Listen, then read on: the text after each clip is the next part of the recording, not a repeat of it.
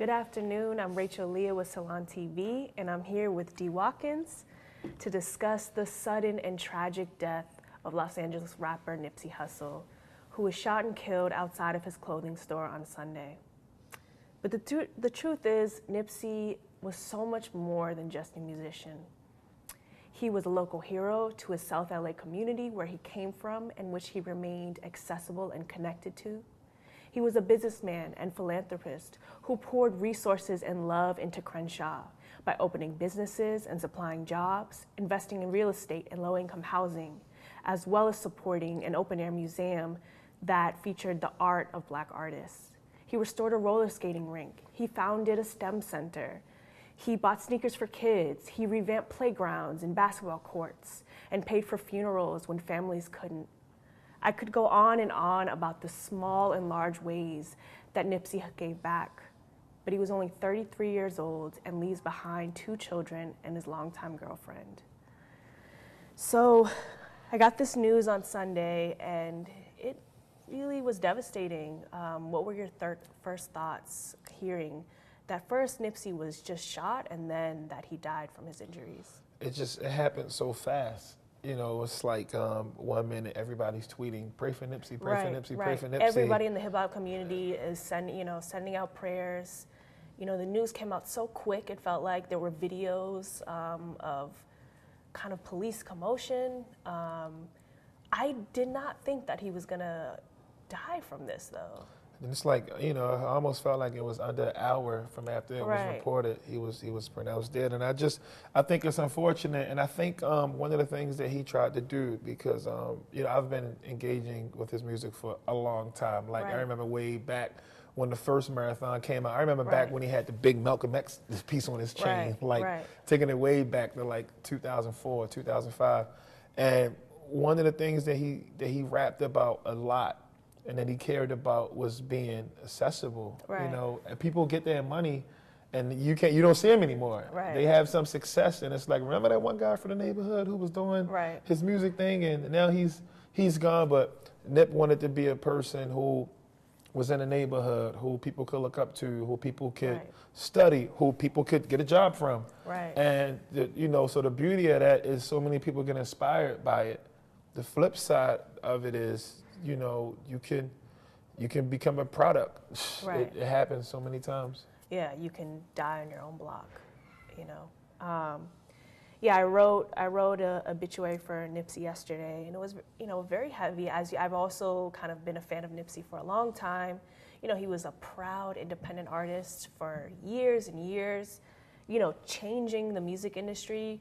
You know, releasing mixtapes, which are usually free, you know, usually on the internet, and charging $100 for them, $1,000, you know, under this kind of hashtag proud to pay. Jay-Z bought 100 copy, you know, he was changing what music could be and also still giving free, you know, and then getting his first Grammy nomination for his first kind of mainstream success, you know, but just, you know, reflecting on what he contributed inside and outside of music, it just kind of felt like a never-ending list. And that's so heavy to sit with, like, you know, who would do this to Nipsey Hussle, you know, is the thing that I keep asking myself, like, why did it have to go this far, you know, like, it just, you know, and the suspect, according to police, they have one in mind, but he's still at large as of this time of taping.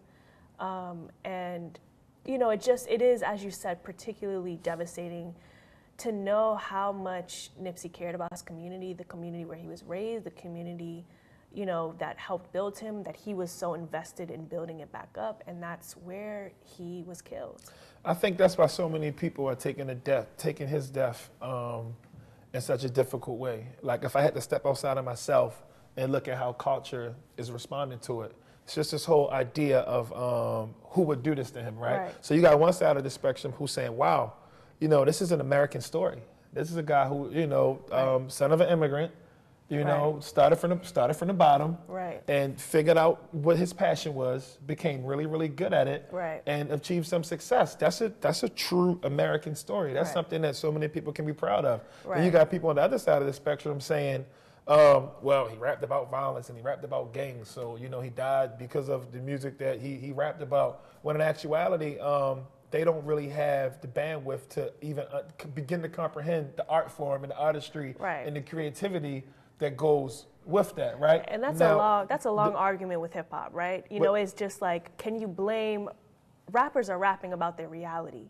Do we blame them for that reality, the reality that they're talking about, that are their real lives? Or do we blame the systems and the ways that it's set up? It doesn't even have to be in real life. It's art. Like, it's art. Like, nobody's going to go out here and tell Martin Scorsese what to make films about. You know, if he wants to make films with the Goodfellas and Casino and people who are selling drugs and committing murders, then, you know, you get a chance to fetishize the American gangster. Right. But, you know, if a musician does it, everything has to be nonfiction, everything has to be real, everything has to influence everything, and it's not a fair thing. So I was saying, you got one side of the spectrum who would look at Nipsey's music and try to make that the culprit. Then you got another side of the spectrum who are really, really hurt because they were inspired by Nipsey, when the reality of it all is, this is a real life that a lot of us people who want to be successful have to deal with. It's a real consequence. You know, it's a real consequence. Some of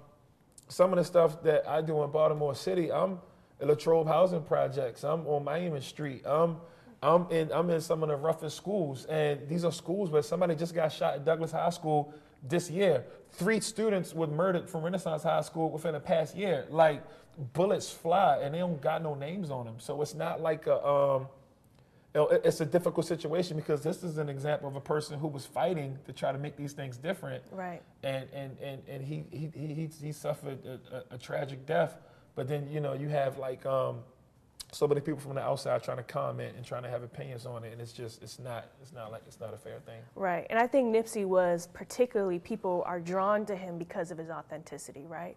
You know, so while some people in hip hop, it might not be their real life, but it always felt like this was Nipsey's real life. And he has always been very, you know, vocal and articulate about coming up, you know, in street life and gang life and being able to kind of survive and transform. And that's why he wants to transform the community that he came from, because, you know, it's not about individual choices. You know, it's about what you need to do to survive.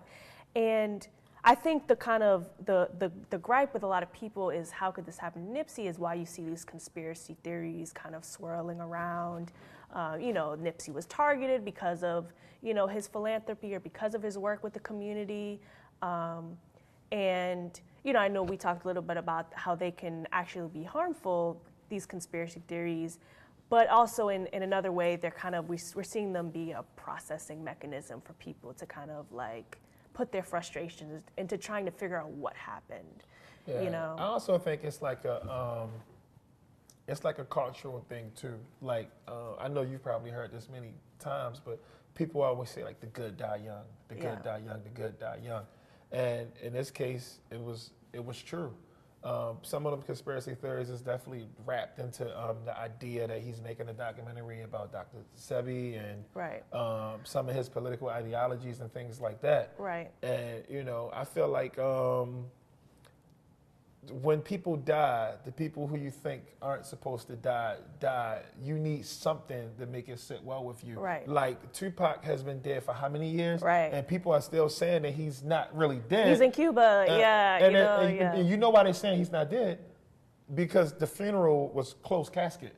And it's just a tradition to have, especially like in black churches, for it to be open casket, so the family can get a chance to have those last moments with the body, that last interaction, that last time to walk by, so the preacher can say ashes to ashes and dust to dust, and, you know, they shut it and they put you on the ground. So because people were denied that from Tupac, you know, this is over 20 years. He's been dead, and people are saying, yo, Pac's not dead, because they didn't get a chance to have that moment. And by Nipsey just blowing up, you know, he's been out for a long time. We've been listening to his music for, you know, he's been dropping mixtapes for well over 10 years, maybe close to 15 years now. Right. But this is his first album, like you mentioned earlier. His debut. First time he got nominated as a Grammy, first time he really got those mainstream numbers, first time he's getting mainstream attention straight from the block onto GQ magazine, doing all of these different things. At the Grammys, so this is like, you know, people who've been fans for a long time are like, wow, this is his moment. This it felt like a turning point in Nipsey's career. It was a major turning point in his career,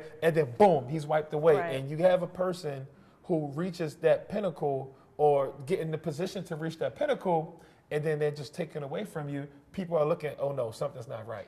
Something's going on, something's fishy. Hope. It snuffs out hope, you know? And I kind of talked about in my piece that I wrote yesterday, for, as you said, 10, 15 years, Nipsey was hip hop's best kept secret. You know, like if you knew, you knew, you know, but now we got to a point, 2018, you know, where everybody knew. The Grammys knew, GQ knew, you know, he had to deal with, I think it was Atlantic, and, you know, was really going to be you know, you saw Drake and Rihanna and LeBron James and all these people kind of speaking about moments they've had with him over the past couple years and how, you know, and he just was on the brink of, you know, having such a massive impact on kind of a national and global scale, building on his impact that he's had in his own community, in Los Angeles, in California, in hip hop for a decade. And it's hard to think about what he could have done with that. Now he's really mainstream. Like, I just saw something on the internet earlier that said his streams went up over 2,000%. Over 2,000%. Right. And that's another thing that frustrates me. I know I contribute to that. I've been playing Victory Lap nonstop. That's another thing that frustrates me with the art world in general is, like, why do so many people want to start to invest and pour out their love and support after the person's not here to see it anymore? We praise and fetishize and love the dead artists. We, you know, post pictures and talk about and promote the paintings of dead artists when there's so many. Nipsey was alive a couple of days ago. His music was brilliant a couple of days ago. Right. And like you said, best kept secret, if you knew, you knew. The people who love the culture know that he's been great and we've been promoting them, but we can't get y'all to listen and to feel these stories or to understand what he's talking about or to understand his mission or understand what he's trying to do until he's gone. Right. Well, he has to die for you to wake up and pay attention and understand this person exists. And it's a big problem with culture in general. And it makes me frustrated with the genre and frustrated with consumers. Right. It's definitely a lesson. I love, there's this rapper, Rhapsody, who she's been on Salon stage before, and she has this saying where, you know, give people their flowers now, you know, while they're still alive to smell them. And it's so true, you know, like we need to cherish and honor and, you know, uplift the artists while they're living, and especially an artist like Nipsey who committed his life truly to giving back, to creating music, but also to giving back where he came from. We need to continue to uplift and praise artists while they're living. But I think also the streaming is, you know, for a lot of people who've been playing Victory Lap or any of his catalog, it's a way to remember and it's a way to reflect. And, you know, it's tricky. It's almost hard to listen to his music still. You know, it's hard to hear his voice. Do you think it becomes deeper or more profound after a person's gone? Do you think it hits in a different way? I think so, but I mean, Nipsey been hitting, you know, That's what I'm saying. I don't understand. Yeah, I don't understand everyone that comes late to the party. But I'm just saying, I remember on Sunday, me and friends, and I talked to friends who, no, we weren't all in the same space, but we were all doing the exact same thing, and it was playing Nipsey Hussle. And it was just sitting there and listening to him, and you know, and that was our way to mourn. And that was our way, you know, we're not family, we're fans. You know, we're not gonna be able to be at his funeral. You know, we're not, you know, so we have to create these spaces, and certainly Nipsey had a global community of fans who were deeply inspired by him. And, you know, I didn't know Nipsey personally, but Nipsey You feel like you kind of did, right? Nipsey lived and existed in my neighborhood and neighborhoods like mine throughout the country. Right. And for anybody who wants to be impactful, who wants to be an activist, who wants to make a difference, understand the difference between language, hashtags, long words, rants, and social, you know, whatever's like socially acceptable. Understand the difference between that and the person who's actually putting their money where their mouth is, creating these programs, creating these opportunities, making sure people have jobs, making sure people are able to be able to take care of themselves, and then trying to give them that skill so they can try to help take care of other people too. Really trying to help build complete people through the knowledge and the resources that you have. And I think part of his legacy is going to be that. It's going to be Absolutely. Don't sit here and talk about, no disrespect to the people who organize roundtable discussions on race. You know what I'm saying? But like roundtable discussions on race, they're not feeding anybody. The stuff he did fed people, and the secret or like the key to surviving in this country and to try to fix the violence in the neighborhoods, like the neighborhood where he actually died at, is getting people away from poverty, trying to end systemic poverty, trying to create opportunities so people can take care of themselves without the gunplay and stuff like that. Right. What Nipsey did was a masterclass in tangible action, tangible giving back. And I don't know if you saw it, he was set to meet yesterday, the day after he was killed, with the LAPD, police commissioner, to talk about ways to kind of curb local violence, to keep kids safe in his community. He was committed to, the survival, the livelihood of Crenshaw, of South LA in every way. And that's the most real thing you can do, because he owns property in that neighborhood. He wants people from that neighborhood to own property in the neighborhood. Police officers are responsible for protecting that property. So it's almost like taking the idea of using a system that has worked against us and strategically making it work for us. And again, sometimes you benefit by direct affiliation. A person like myself who's inspired by those types of moves has benefited from thousands of miles away, but I see it. So many years, property, ownership, law enforcement, these things that make these systems collide were used against us to lock us up and to put us under the jail. But here's a way where we can work together and make sure that people are safe and these things aren't happening. It's brave, it's bold, it's courageous. A lot of people in hip-hop culture will not sit down with police officers, and that's their own prerogative. But when you connected and you tied into a community, you understand how all of these things work, how they all intertwine, and how they're all needed if you want to have something that's safe and productive for everybody. Right. My question for you, as someone, as you said, who lives in the community that he came from and is also committed to giving back and, investing. How do you think about your safety? How can we learn lessons from what happened to Nipsey, but not retreat back from wanting to be connected and be accessible and give back to the communities where we came from? Because one of the things I think is so powerful about Nipsey's vision for a better world is that it starts at home. And we all have homes that we can invest in. And often we think, how can we do this on the national level or a global level? But local action is really essential and often forgotten. Harriet Tubman got to live to be gray, and Frederick Douglass was able to be gray. Maybe not so much Demarc Vesey, maybe not so much Nat Turner. When you committed to trying to be an advocate and play a part in handling some of these situations, some people are casualties of war. Nipsey has become a part of that legacy. He was a casualty of war. Thankfully, he left behind great ideas, and he left behind examples of what we can do or what needs to be done. But at the end of the day, I live in Baltimore City, and people already know what Baltimore City is about. 300 plus murders a year in a small, condensed area. Right. So, it's not to say that I walk outside of my house and I'm ducking bullets every day, but I'm also not going to be naive and think that nothing can happen, because it just is what it is. That's where it's at right now, and knowing that doesn't make me exempt from trying to make it better. Right. I think that's so important.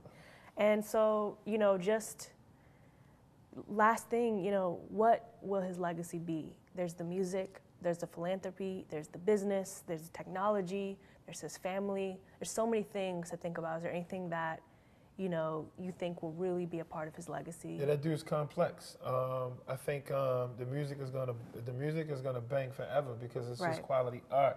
But those speeches, a lot of young people, they're not familiar with Tupac from his music. They're familiar with Tupac from the YouTube videos, the interviews from jail, the interviews with the record label, the interviews that he had talking about systemic poverty and white supremacy and racism and how these things affect communities. So and you see these clips of Nipsey already making the rounds. Colin Kaepernick shared them. You know, already people peeping a young Nipsey, right? Already on kind of game, already thinking about these really big ideas and how he can make a difference in them. I think that's such a great point. And I'm curious if, you know, I saw an interview that he did last month and he was already working on new music, you know, he called it a new chapter. He called it an exit strategy, and that Victory Lap kind of closed this first chapter of his musical career, you know, of storytelling, of kind of telling his journey, and now that he's arrived, he was ready for the second chapter. And I wonder if we'll get any glimpse of that. You know, we'll see, but, you know, again, he's had an amazing life, and I'm thankful I had a chance to listen to and promote and share his work while he was still here. I agree. Rest in power to Nipsey Hussle, and we're out.